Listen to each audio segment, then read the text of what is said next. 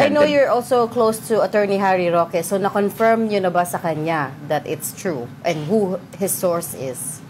Ang kanyang source is kanyang kaibigan daw based on the text message that I received from him, hindi pa ako nakatawag sa kanya.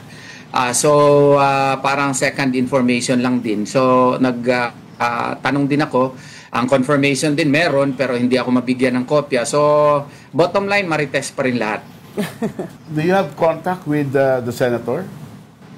No, as of the moment, no. But I had a long conversation last weekend with the beloved wife of the senator.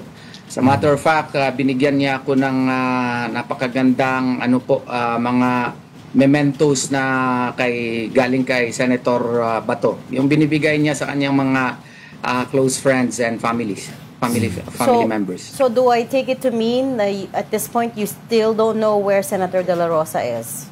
Affirmative, ma'am. Affirmative. And I don't want to know also. I'm not asking so that I will not be able to lie to you if you will ask me. I also have to ask you din Pero sabi ni kasi yung alam ko kung tanungin mo ako, hindi ako magsisinungaling po. That's a good way of going about it, sir. Pero sabi nga sa ni Remulla, nasa Pampanga daw, ang last info niya. Of course, we don't know where he got this information. Alam mo naman si Ombudsman Remulla, lahat ng information nandyan sa kanya. Pero kung tatanungin mo, ayaw ibigay. Baka ginawa naman yun para mabulabog si Senator Bato at mag-move kaagad at ma-monitor na nila.